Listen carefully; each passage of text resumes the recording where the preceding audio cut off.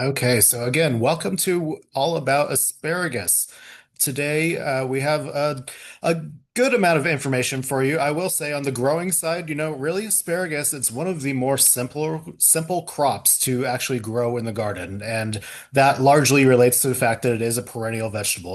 Once it's there, there's only so much you can do with it because you plant it one time and it keeps coming back year after year. However, there are certain facets and nuances to be keeping in mind as you are growing your asparagus. So we'll be diving into those.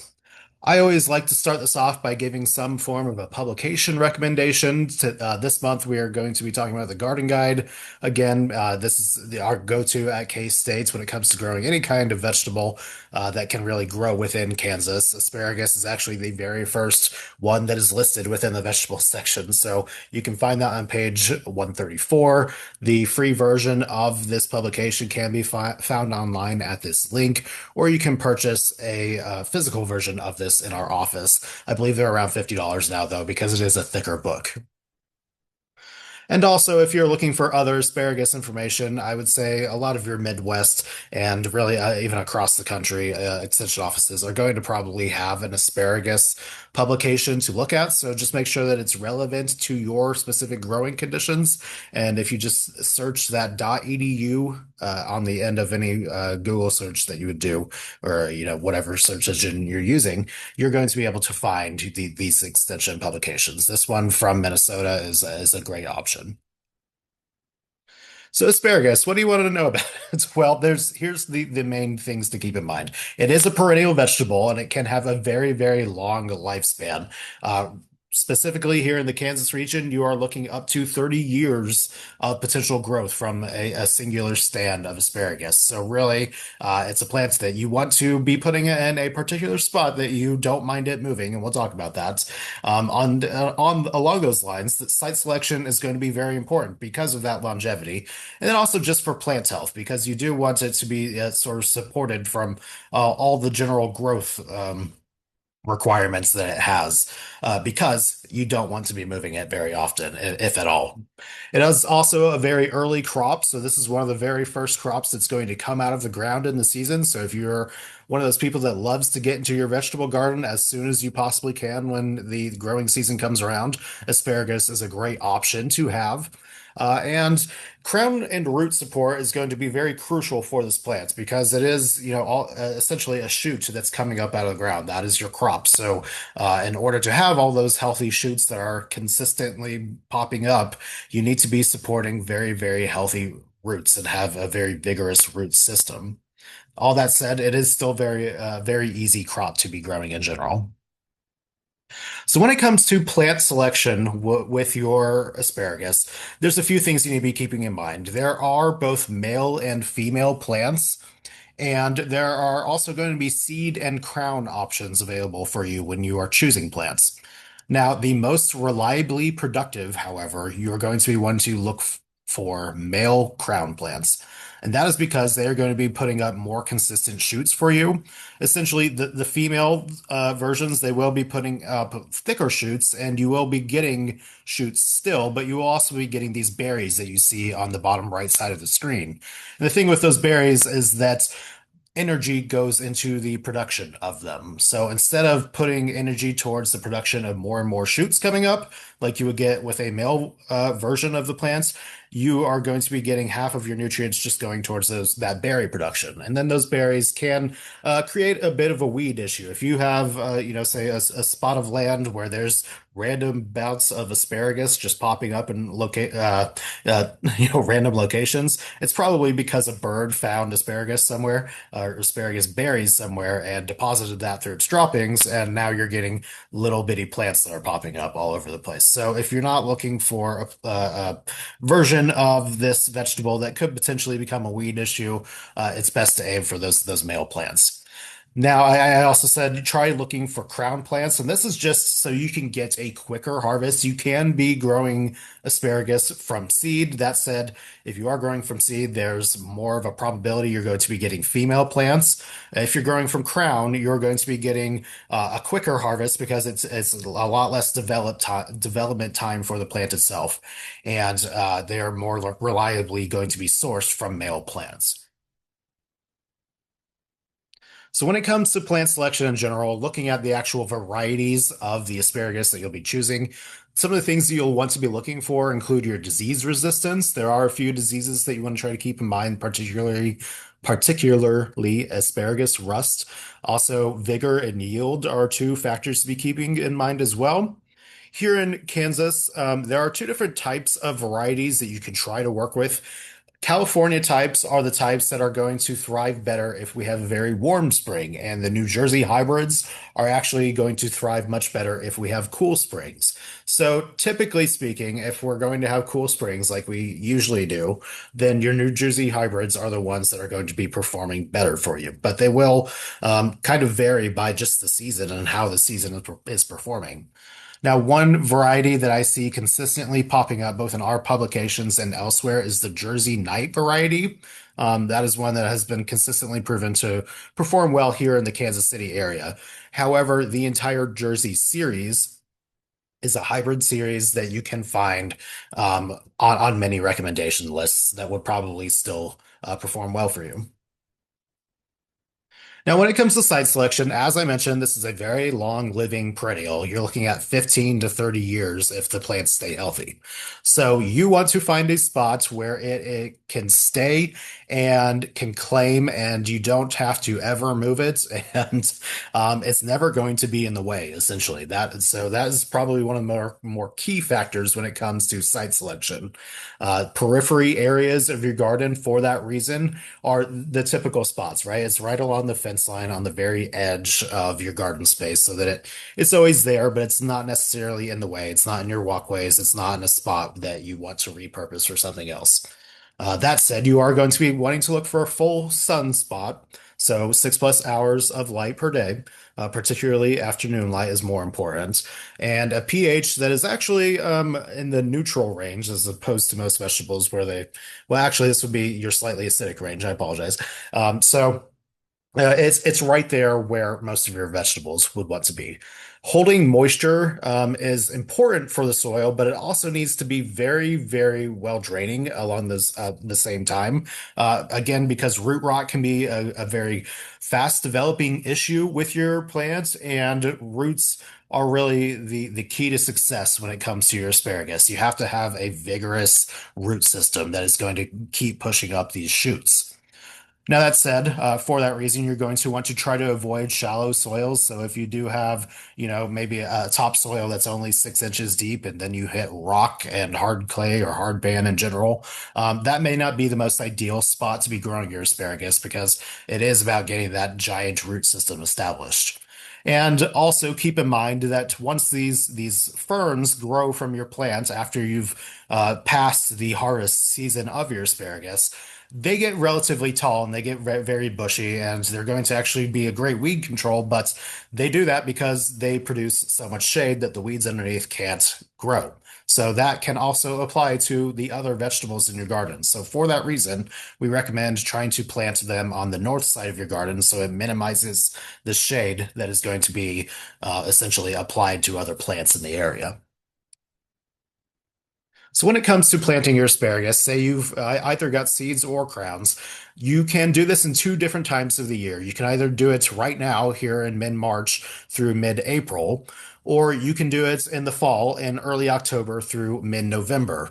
And it says a three on the end of there. That is a typo. I apologize. But it's essentially, I would probably recommend doing it right now here in the spring, preferably as if you're trying to start a brand new stand, because that is going to give you the entire growing season for that root system to harness all of the heat and the water that is being supplied to it to continue expanding. Really, when you're doing it in the fall, it's more rejuvenation efforts that I see happening, and we'll talk about that on another slide. But you can potentially be planting in the fall from your crown plants. It is always done through a trenching effort, or particularly or uh, better done through a trenching effort. So as you see in this photo over here on the right, essentially you just dig a long trench and then you can plant it in a long line. And as those roots expand, you're getting a consistent stand amongst those plants. Spacing those crowns about 2 feet apart is going to be key because, again, they're all going to produce a lot of roots. And then also, each of those crowns are going to have buds on them. So the buds themselves, and you can kind of see them on that very front plant of that photo. It is blurry, but those buds, you're going to want to be having more than half of a foot underground. So it should be buried quite a bit when you are planting these. Now, that said, seed is also an option if you're wanting to plant them. It may not be the recommended option or top option, but it is an option. Just know it's going to take a much longer time to develop. It can be directly sown into the ground and thinned if you prefer, but you're going to have a lot of weed competition you're going to have to try to manage as you're doing that. Cultivation is really not going to be an issue, so you're going to have to they're not going to be an option, not an issue. It will be an issue. Uh, so if you were trying to go in there and cultivate, you more than likely sever the plants that are trying to sprout. So that's is really not something you can do. So you'd have to go in there and pull those weeds. That said, starting those seeds indoors and then transplanting them is probably going to be your best efforts or your best bet. And all you would need to do is follow the instructions on your seed packet to see how long it needs to do so. So when it comes to watering and weed control, watering is it's right along the lines of every other plant in your vegetable garden. They need about 1 inch of water per week, and just mulch that area as well to try to retain that moisture longer. As I mentioned, weed control can really be a thing especially when the plants themselves are young. As they are allowed to pop out of the ground and those ferns are allowed to develop, that's when you're going to start seeing the plants itself shading weeds out, and you're not going to really have that competition issue anymore. But are going to need to really stay on top of it as they are young.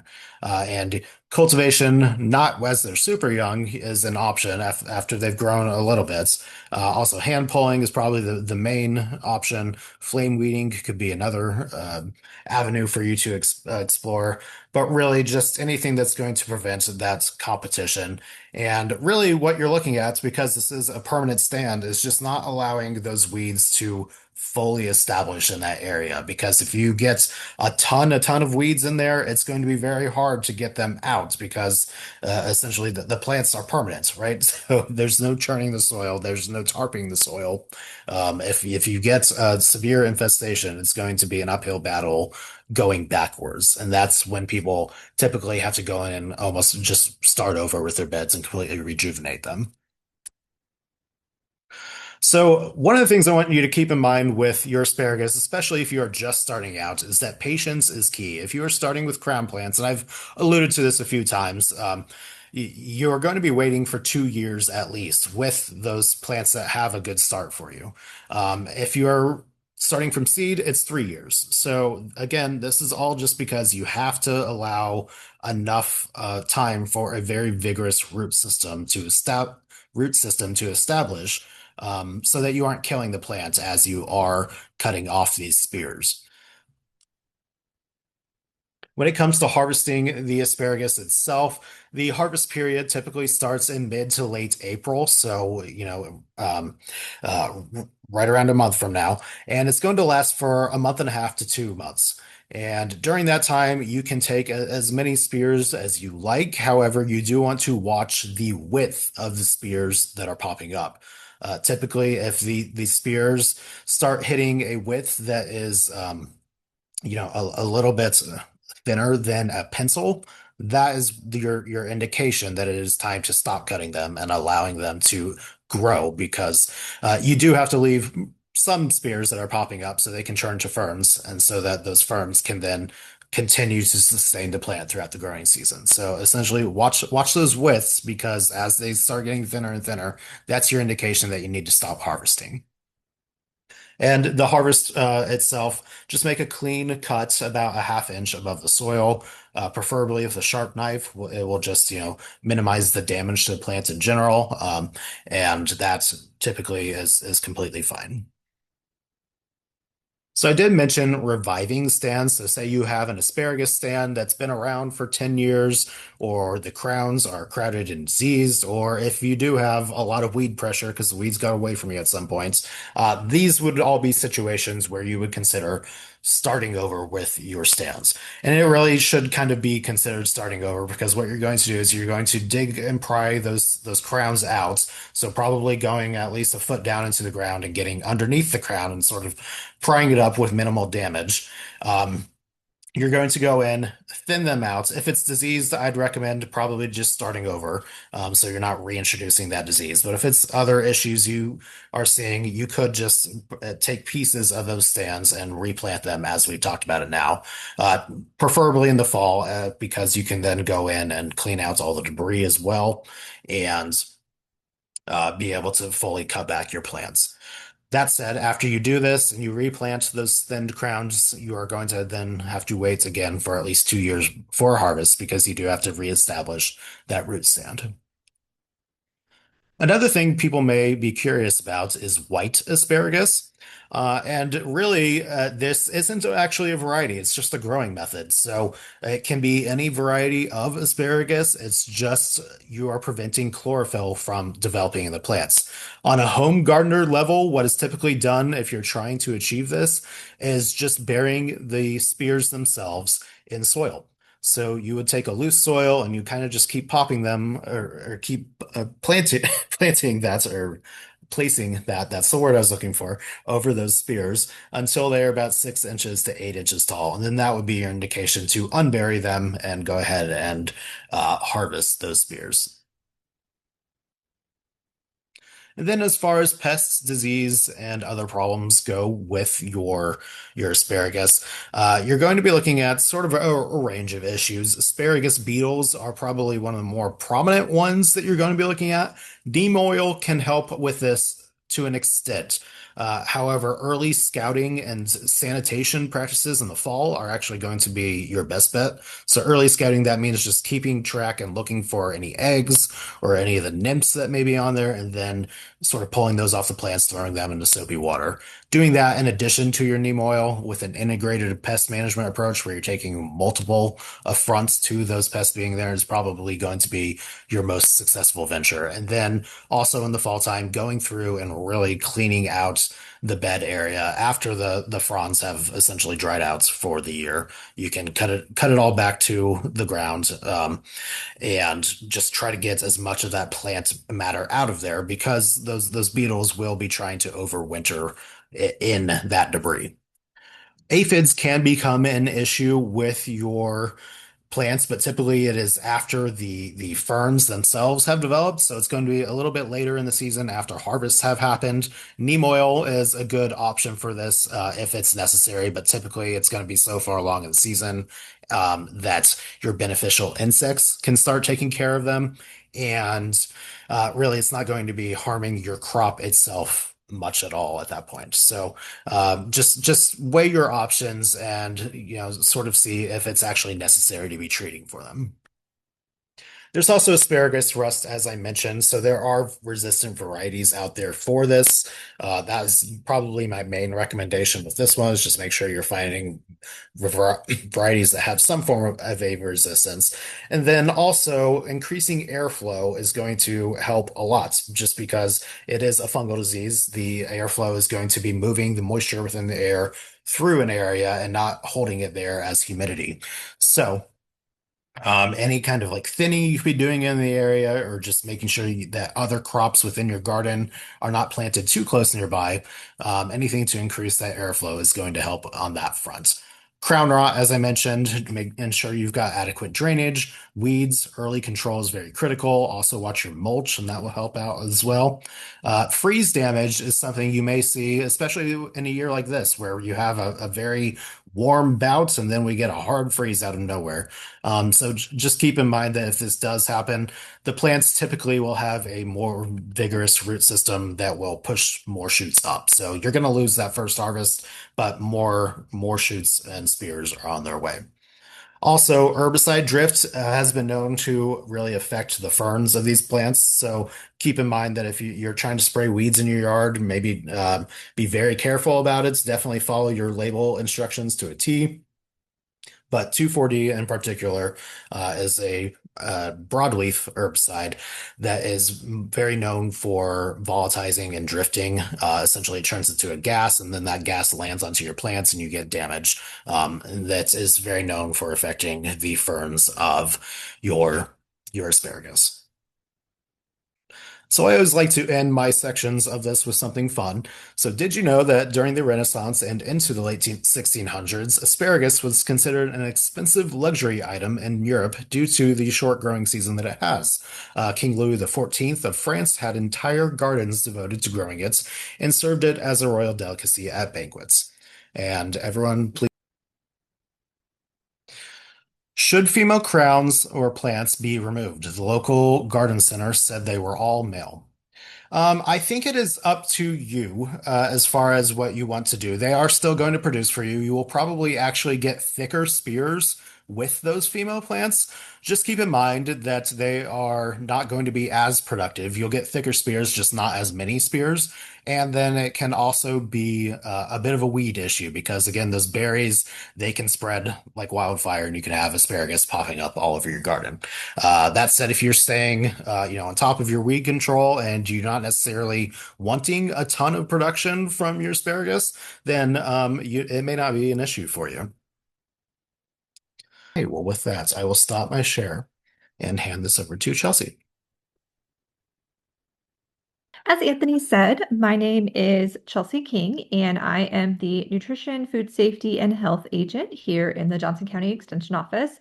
And so I'm going to talk about the nutrition, food safety, food preservation methods that go with asparagus. And then, as always, with our presentations on the food, I have some recipes for you all to try if you're looking for new ways to incorporate asparagus into your daily meal planning. So we know that asparagus is a little bit more of a savory vegetable. It has a very mild, and sometimes even like a slightly nutty sweetness when it's cooked. There are three main asparagus colors. Anthony hinted to the green and the white in his presentation, and then there was a question about the purple. So I will talk a little bit about the three of those and really kind of what the difference is from a nutritional standpoint.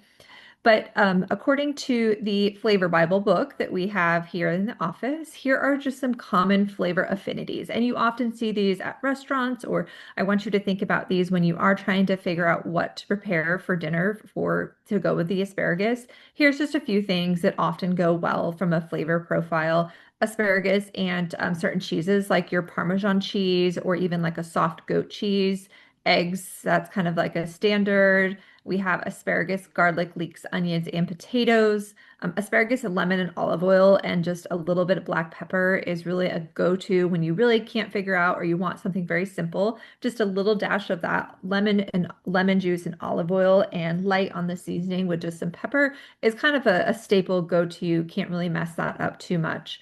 I'm thinking about even some interesting combinations like cayenne and lime are great additions. So really, this is just a very snippet of the flavor affinities that go with asparagus, but it does kind of give you a little bit of ideas of when you are preparing a meal, some things to consider. So what is the difference between the different colors? So as Anthony talked about, your green asparagus, it's grown above the ground and therefore it has the high sun exposure, which triggers that chlorophyll production. And we know that chlorophyll is a really good antioxidant, and that's what makes all of our plants green that are green. There's great nutritional benefits from eating our green plants specifically. The green one's going to have an earthier flavor, and often it's a little bit more slender and white, slender than the white ones. Again, just you can kind of see in this picture, it's also how it's grown, and covering it with dirt is going to make it a little bit different there. We know that the green is often the most versatile. It's the one that you'll find in farmers markets. It's the one that you might have as a home gardener. The white, as Anthony mentioned, was grown in a dark environment, so it's covered with the soil, which prevents that photosynthesis from happening. These are a little bit tender and more delicate than the green, so they're going to have a little bit more of that delicate, not as sturdy of a structure, and they're also a little bit slightly more bitter than your green ones. They do tend to be a little bit more of that fibrous texture as well. Again, just because of how they're grown, they don't have that sun exposure. So you might have a little bit more peeling that goes with kind of peeling off that more fibrous component. And then we have the purple, and purple has its color from anthocyanins, which is what we know as these high antioxidant components that are found in all of our different purple fruits and vegetables. You can kind of see in the picture, although the asparagus is purple, we do have the hints of green that are underlying that purple, the purple shade. And the one thing to note is that when the purple asparagus is cooked, it does become a little bit more of that green color. So just something to consider. And I'm going to talk about how to use purple asparagus compared to the green asparagus, but it is a little bit less sweet and it is less fibrous than the green one. So again, from a taste and texture perspective, it is best consumed raw or only slightly cooked. And that is because that will retain the color. So having the raw asparagus in a salad or just slightly blanching it, not very long, in some water to give a little bit of a softer cooked texture. But you certainly don't want to roast it in the oven or grill it like you would your other green asparagus, because if you want that purple color, you will lose that when it is cooked. We do know that asparagus is a nutrition powerhouse. It's probably been a week or two ago. I was watching the news and there was a health segment and it was talking about how asparagus is the quote new superfood. And I personally don't like the word superfood because really there's so many different vegetables, fruits, nut seeds, all these different fruits and or excuse me, different foods that are unique and powerful in their own ways. So I'm going to talk a little bit why maybe asparagus is getting a little bit renewed hype around it as being a superfood. But we know that 1 cup is pretty low in calories at only 4 calories, and it's a really low carbohydrate vegetable. So this works great if you are trying to watch your carbohydrate content, whether it's because of diabetes or pre-diabetes or whatever the reason is. We do know that it has a pretty good amount of protein for it being a vegetable when our vegetables generally aren't super high in protein. The other key thing is the fiber. So this is probably where asparagus gets its most power from is its fiber content. So at 1 cup of cooked fiber, you have 3.5 grams of fiber. On an average day, we should consume anywhere from about 20 to 25 grams for adult females and anywhere from about 28 to 35 grams of fiber per day for adult males. So really, if you have a cup or even 2 cups of asparagus, you are pretty making a good dent on that fiber intake for the day. A couple other nutrients of importance to know is we know that asparagus, specifically, I'm talking about green asparagus because it is the most common. But we have vitamin A has a pretty decent amount at 18% of our recommended daily intake.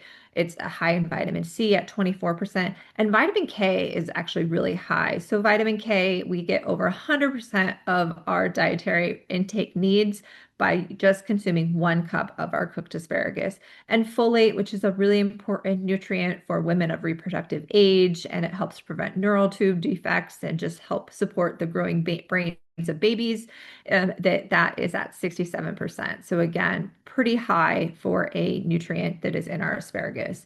And we do know that asparagus is a large amount of water. So about 83% of our asparagus is water. So low calorie, high water, high nutrient, high fiber.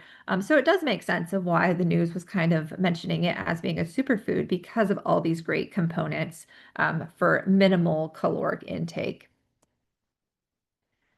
There's been some research done on the health benefits of asparagus. So we know that our asparagus is rich in antioxidants. On the previous slide, I talked about vitamin C. Vitamin C is an antioxidant, it helps protect our cells and it helps keep our immune system nice and strong. But some other antioxidants that are found in our asparagus are vitamin E, and we have certain flavonoids like quercetin and kaempferol. We do know, as I mentioned, that the purple asparagus is going to have a little bit more of those anthocyanins compared to our green ones. However, both are great nutrition, whether you decide to do the purple or the green. We do know that it can help support our healthy blood sugars, partially because it's a low glycemic food and partially because it is high in fiber and low in carbohydrates. So we know that when we consume carbohydrates, let's say we take an apple and we eat an apple by itself, we know that it's going to increase our blood sugars because of the carbohydrates and the sugars that are found in the apple.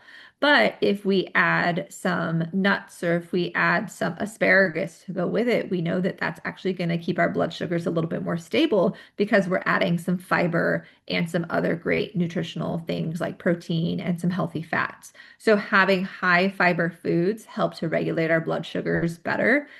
We know that it can support our immune health. So again, the antioxidants are a big factor. We know that gut health is a big correlation with immune health. About 70% of your immune cells are actually found in your gut. So what we feed our gut plays a big role in how we feel and how our immune system is. We know that, again, as I mentioned, it's high in fiber, so it can help improve our digestion and gut health. Cup of fiber contains 14% of our daily nutritional needs when we think about our fiber. And it also contains a fiber component called inulin. And so, inulin is what we like to think about as like food for your bacteria in your gut. And so, just like you and I, we need food for energy and substance. Well, the healthy bacteria that live in your gut also need food. And so by feeding them the right things, they're actually going to support us better. So I like to kind of think of it as the bacteria live in your gut rent free, and you basically give them room and board. So you provide them with their food. So those inulins help to promote that healthy gut. And again, it can help reduce cholesterol and blood pressure. This goes back to the antioxidants, it goes back to the fiber, it goes back to being lower in carbohydrate, all of these other components that we find in our asparagus. Culinary uses. So we know that asparagus can be consumed in a variety of different ways. It is often consumed when it's just blanched, which means it's just dropped in boiling water for a few minutes and then put immediately into an ice bath, which stops the cooking process. So that's going to be your best method also for your purple asparagus to keep it bright and colorful. Even your green asparagus, by blanching it, you want to make sure that you put it in that cold water bath. That's going to help keep that bright green color. You can boil asparagus. Grilled asparagus, as we get into summer and grilling season, is a great way to add that to your meals. Roasted, so either in a pan or the oven, roasting it provides that nice caramelization, which is the natural sugars that are found in our fruits and vegetables. When they get heated in a roasting method, it just kind of brings out this natural sweetness. Stir fried, steamed, yeah, you can eat them raw in a salad. However, one thing to note, whether, and this is true for most fruits and vegetables, is often if you just slightly cook it, it could help increase antioxidant activity and nutrient availability. But no matter which way you eat it, raw or cooked, you are getting a ton of nutrition and a ton of health benefits. And really, it just comes down to your personal taste preference and what type of dish you are using it. We do want to make sure that we are not overcooking it though, because asparagus, due to its high water content, if you overcook it, it just gets mushy and doesn't taste as good. And often the texture is what tends to make people not like it. And that is as a result of overcooking it. So go easy on the cooking. Asparagus just needs a very light cook to be palatable and delicious. Storage and use. So the tips of the asparagus are the tender portion that are the edible portion, while the stalks can be a little bit more fibrous and woody. So you will find, especially at different times of the growing season, that your stems might be a little more woody, and that often happens later in the growing season. So you do want to make sure that you are trimming those stems.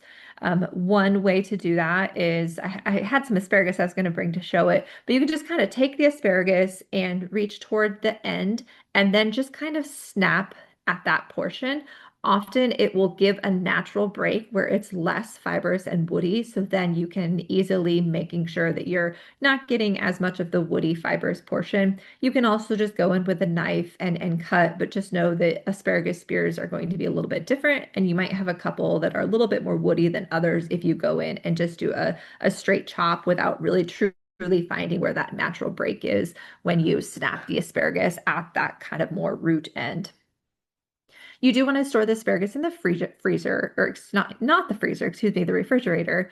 You can store it like a bouquet of flowers, which is the best method for the most part, especially if you're thinking of storing it long term. So you want to trim off 1 inch of that woody stem, and you're going to place it in an upright jar, and you're going to fill it with about 1 to 2 inches of water, just enough to cover the bottom.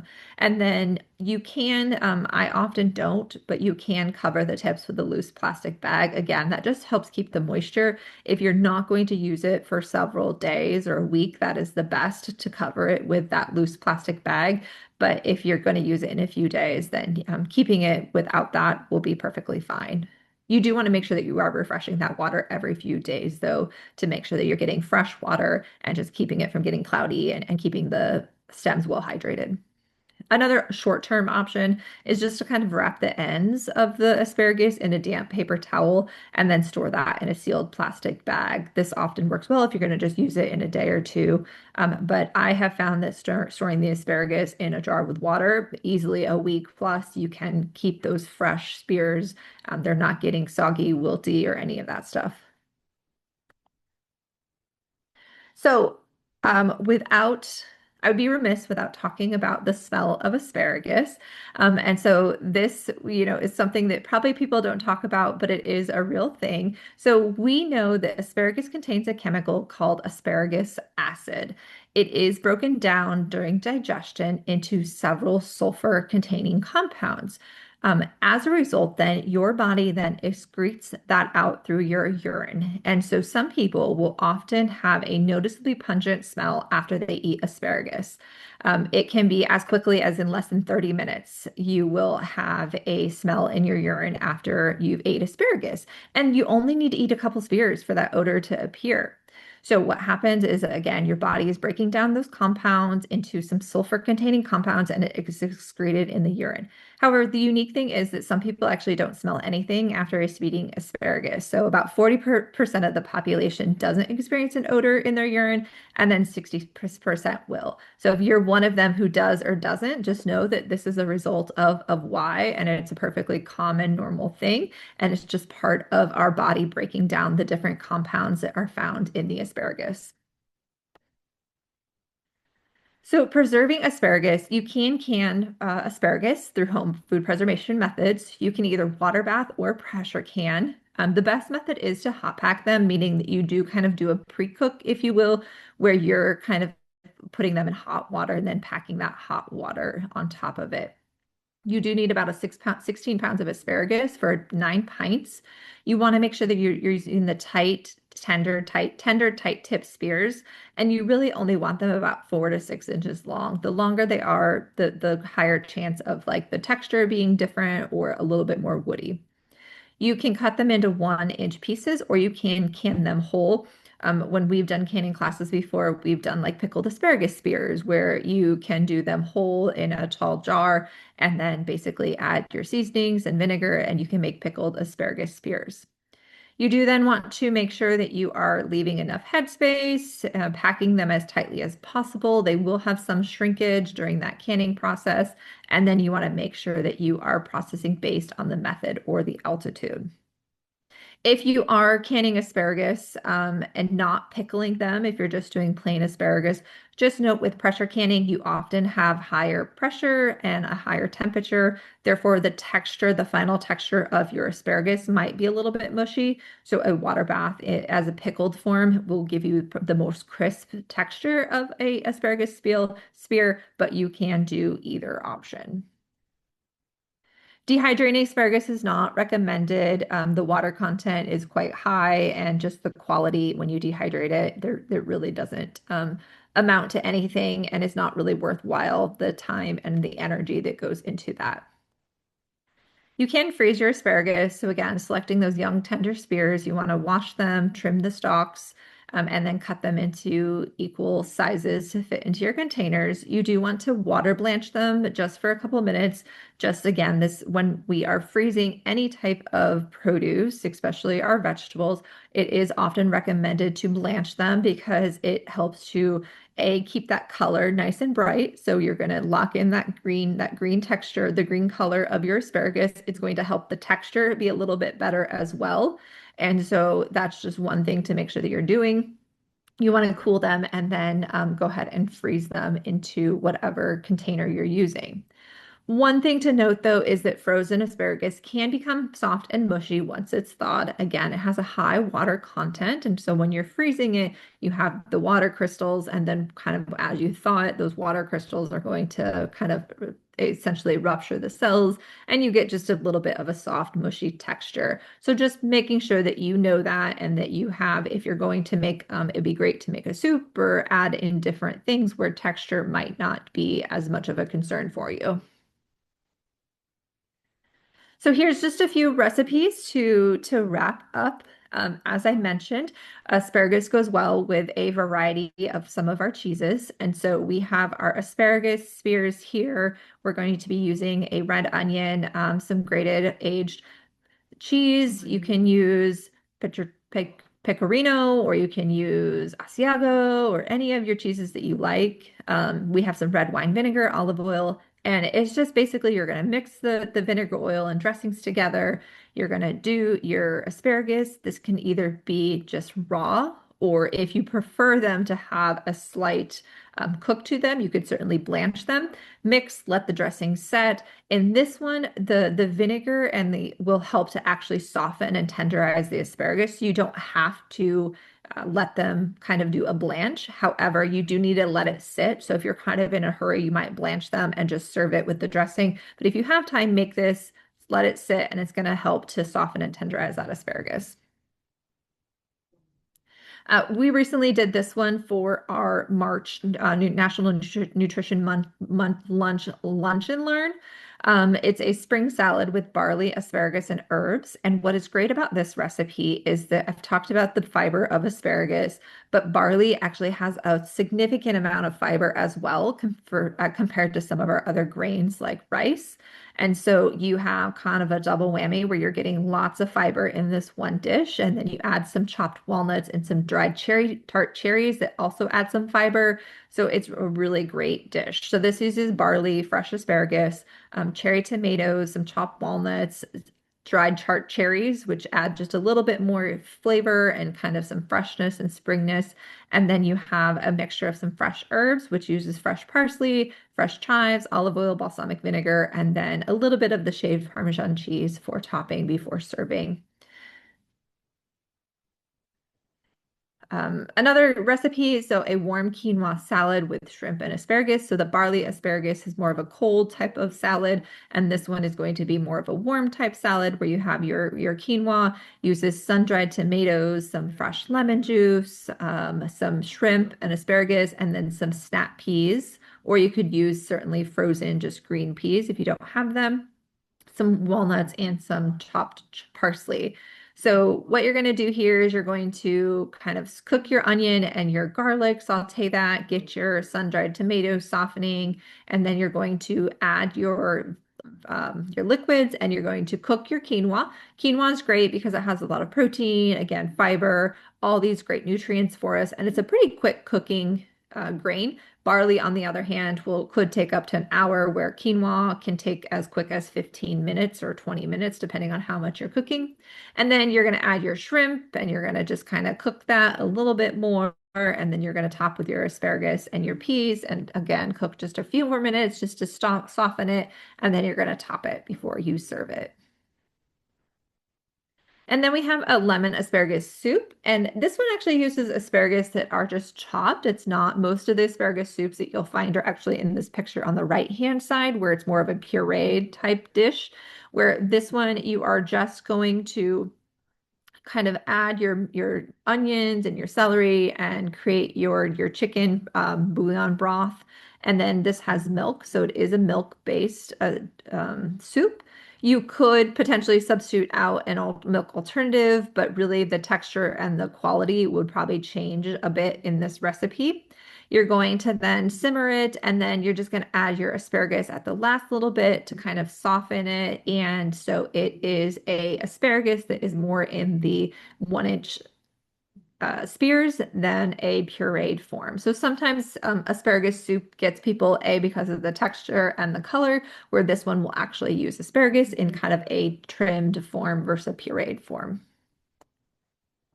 And with that, that is the end of my presentation. So here, as always, is my contact information if you have any questions. And we provide recipes often and are in good health. So if you are ever needing any other recipe ideas, you can sign up to receive our monthly e-newsletter for that. And with that, I will see if there's any questions.